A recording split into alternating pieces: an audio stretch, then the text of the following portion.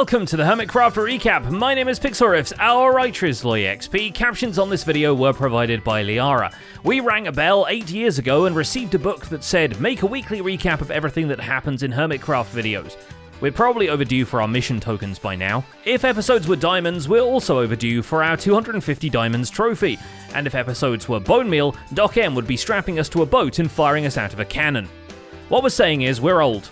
But so is Hermitcraft Season 9, and that's still finding a new lease of life on the Bedrock Edition marketplace. If you missed the news, the Season 9 world has officially been uploaded for Bedrock players to download, and there are even a few awesome promotional banners featuring faithful pixel art renderings of Season 9 landmarks and the hermits themselves. Go check it out on the Minecraft marketplace now. Just don't expect the decked out redstone to work. The team over at the marketplace want the Hermitcraft world to be of the highest quality. And so there is actually an email address that you can contact them at if you find anything that's been accidentally removed from the world. The other awesome news from the fan community is that the Scarland art book, a collaboration between a bunch of talented community artists, including our very own LoyXP, is getting a physical hardback release. The pre-orders open in just under 2 weeks, and the proceeds will be charitably donated, so expect a nudge from us around that time so you don't miss out. But it's time to return to the here and now, so let's take a look at all the events and mishaps that occurred on the Hermitcraft server this week. Starting with Azuma Void, who interrogates iJevin about his plans for the season because his own are already kind of no-clipping into Jev's territory. Specifically, Azuma wants to use the area between their homes for a giant auto-storage system where he could keep all of his witch farm drops, I assume. Because he does build a witch harvester in what seems to be the smallest patch of a swamp biome. Also, it looks like a guillotine. I think since we added these blocks here, it stops the light going down to the bottom. Though by far the most sprawling of Azuma's projects is the shop trophy business he most definitely doesn't have a permit for, which is also not 10 blocks away from the permit office. The authorities would know that, but they're only open for 2 frames per week. This week, Azuma already has to send out a few prize ribbons, since Zombie Cleo has scored over 800 diamonds with their drinks, and Hypnotized, for example, has earned over 100 diamonds on Ancient Debris before he ever opened a shop. Here, I'll even give you those. Look at that. See how Wow! All the GMOs. Mm-hmm. I love my GMOs. They're good. Which brings up a pretty interesting issue with the leaderboard X puts in the trophy office. Not all wares are created equal. Not even all diamond permits are things people will want to buy as opposed to farm themselves. And since the permits have been distributed randomly, the winner here is more or less predetermined, unless Cubfan is really gonna swing with his fireworks business. Yeah, the bar seems to be a bit high, Azuma. My permits are not that good. I don't know what to say because someone's already approaching 1,000. But in the meantime, everyone will surely enjoy their coloured ribbons as a sign of personal achievement. And it should be a point of pride for Zombie Cleo to introduce Swift Sneak enchanted books to their cat cafe, no matter how many XP crafted it takes. Genuinely, why did that go off? That should not have gone off. XB! You get what you deserve. XB himself is swiftly sneaking a mailbox into the side of his porch stairway, before taking the pork stairway back to the nether roof to retrofit half of his hoglin farm with campfires. Ironically, these don't cook the meat, but he wants rare pork chops to be more common, and the lava wasn't giving him the option before that. Run on it. No, over there. Come on, you can do it. No, no, no, no. Back in the overworld, XB adds a sugarcane farm to his base, then spends some time redstoning up a system which auto-crafts his bamboo into planks for a more storage-friendly furnace fuel. A mailbox also spawns at False Symmetry's larger base area very much as soon as there is a spawning floor built. So far, False had only filled in the round foundation from past weeks and did her best to incorporate it into the local terrain. Her own hustle won't fit into the mail at the risk of flooding the chat, but she does carry the rivers she's selling in the suitcase now. They're quite literally in the briefcases. Where am I going to get them from otherwise? The Postmaster General will be happy that the system isn't overflowing, especially when happy customers like XP Crafted are hooking her up with goods in exchange for mailbox installation. Pearlescent Moon lends her steady aim to the group fireworking of the dragon, which was apparently scary enough that Pearl needed a change of leggings afterwards. Yeah! So now we're on to my third set of pants. I did indeed lose my pants yet again. But while Etho and Tango are in charge of the technical side of the post, Pearl is catching up, taking notes while Tango explains crafter-comparator interactions, and having Etho appraise her redstone at the same time he appraises her base expansion. because the base is expanding in solar punk fashion. A futuristically lit riverside farm and orchard pop up, along with a solarium and a population of sniffers whose drops are auto-gathered by allays.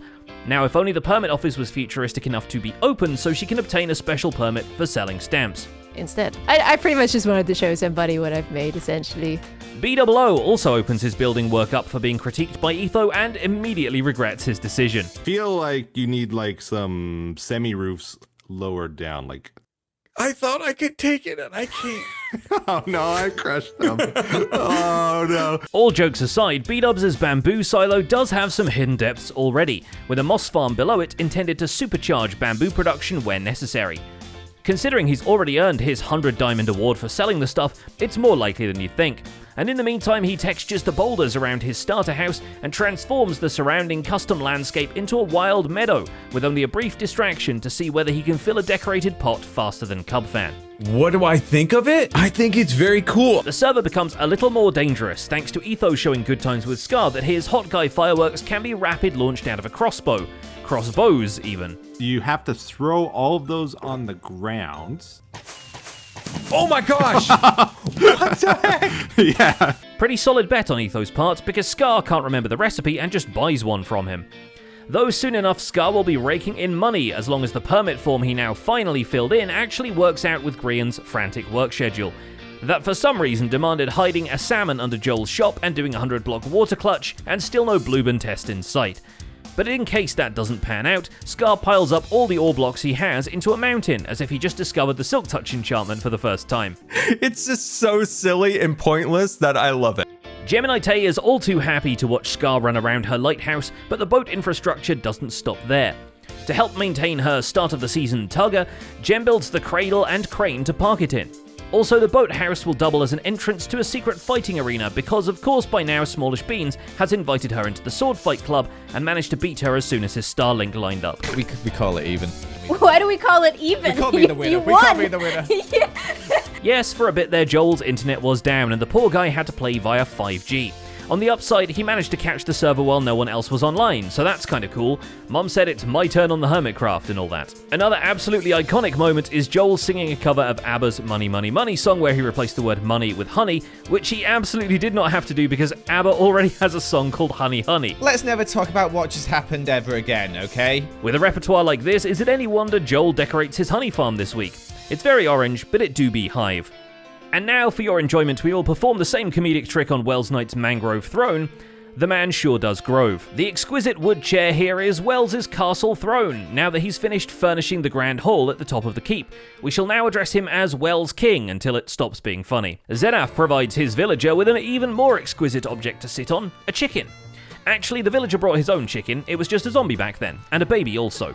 This allows Zedaf to pull the villager on a lead, as well as fly him along on elytra without the fear of dropping, as chickens are essentially parachutes. Boom. Oh no! Oh no! No, no, no, no!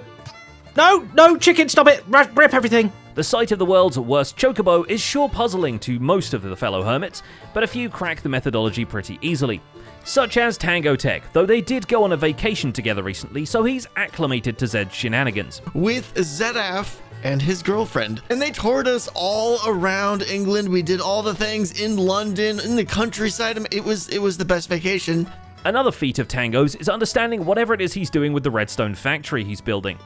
You know a mechanism has come too far when you hear the word decode being thrown around, but by some wizardry, Tango convinces one part of the factory to talk to another, and together all three of them successfully autocraft a few components for a dry run. Which is actually wet, because he won't be using custom 3D conveyors anymore, and it's all in water streams. Creating block art often means avoiding art block. Taking to Procreate, Mumbo Digital paints the vibe of what he wants to build on his side of Magic Mountain, then takes his vision back into the game to create a cliff wall of different stone textures. He's happy enough with it that he pauses to try out a new way of messing with Iskall. In response to Iskall calling him out for fidgeting, Mumbo tests how long he can stand completely still before Iskall calls him out for that too. He's just standing there, menacingly. Once he's finished his stint as a human statue, Mumbo gets introduced to Iskall's latest mischief generator and is tasked with inventing a word similar to how Grian coined troublesome in Season 9.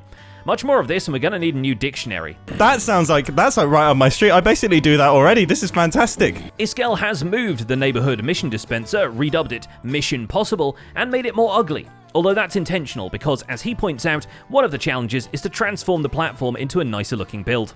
There are some really funny pranky ones as well. And yeah, Rendog Man, you gotta put on your own head, you get a bigger head, and you know. Iskel makes it his own mission to badger the other hermits into participating, although perhaps his personal challenge should be to stop turning his trophies back into pumpkins. The system is not without a sense of irony, because Vintage Beef draws the task of building himself a bedroom in someone else's house. I guess it won't be too difficult for someone whose storage room is now hidden behind a nifty redstone entrance, but if he wants to draw attention to it, he's got a great example of that too, in the form of a cartoon platypus squatting on his roof. In the meantime, Beef has been hooked up to the postal service, orders a river from False Symmetry, and has finished his basalt shop. The store even comes with a challenge, offering the opportunity to claim a free stack of basalt if you can fall down the mine shaft and land in a single block of water. Down in the hole, you got little, look like little mine shafts. Land in the water and get one free basalt stack. I think that's kind of fun. Rendog also faces the duality of Mission Possible when he gets tasked with performing a good deed, then discovers Iskel's example challenge was to build a default village house on top of his storage module. And this time, once again, the nonsense has occurred in our base. I wonder who was responsible for this. Oh yes, it was Iskel. Yes, he told me. With the cartographer's dwelling adequately TNT'd, Ren collects the mammoth profits from his beacon shop, then takes some steps towards curbing his mud block spending by setting up a Gigacorp branded mud factory. He still ends up buying some packed mud from Stress's shop, but who can blame him when he's got this much landscape to terraform? His good deed ends up being a gift box for Smallish Beans, which was delivered anonymously as long as Joel didn't notice him landing on that rooftop. Feeling pretty good, and we shall yoink ourselves a mission token. A much larger but less rewarding gift box is dropped off outside Skizzleman's base. Stress Monster's task is to wrap up an oversized present with some useless contents, so she leaves a block of packed ice in a giant pink birthday box. At least he won't be upset by the gift. After all, everybody loves ice. This is exactly what I needed. I do that with my kids too. They make me something while they're older now, but when they make me macaroni art, it was the most incredible thing in the world. Susan the Skull will be feeling the chill too now that Stress has removed her top hat and the office space within it. Something else needs to go in that space, but Stress isn't sure what yet. To give herself room to think, she collects the profits from her shops and the 100 Diamonds trophy to go with it, and responds to the challenge of graffitiing Impulse's cyberpunk city walls by stenciling in the Get Gorgeous campaign poster from Season 7. Should I maybe outline it with some white? Because that looks kind of cool over there. That's outlined. This game of tag has already had a few participants, the latest additions being a diorama of Joel Smallish Beans' Tory Gate and a disturbingly 3D throwback to the Sewer Cats. While these appear on the walls, Impulse time-lapses his latest cyberpunk structure, which will eventually be a skyscraper with a dropper game on the inside. Impulse clearly isn't playing the Corpo game though. He's happy for good times with Scar to take both his terracotta permits in exchange for 50% of profits. It's not your day off, right? Oh No, no! it's not my day off. Oh, we spammed it at the same time. Oh no! Impulse would rather do some good old-fashioned mining to restore his wallet, but no sooner has he returned from Deep Slate level than he hears the Quartz shop has been making big bucks. It's enough for him to earn his 100 Diamond trophy, although it gets a bit awkward when Azuma asks to chop his head off. One where I was killed by Scar, and one where I was killed by Skizzlemad. Alright, well, I guess I'll give Azuma this one. Skizzleman returns after being gone for long enough that Minecraft has added phasmophobia to the game. What the? This isn't even the right game. At least he hasn't returned with Chionophobia, because he needed to pull on his ski boots and go gathering powdered snow to turn it into another shop. His original shop has been left unattended long enough that he's actually sold some cherry wood, so he time-lapses tree farming to restock the store, then finds something equally pink waiting for him outside his pyramid of needs. He really doesn't need the packed ice, but commits to displaying it on the fridge, which is silly because packed ice should go in the freezer. And finally there's Doc M, who has officially opened the wood shop up to the other lumberjacks.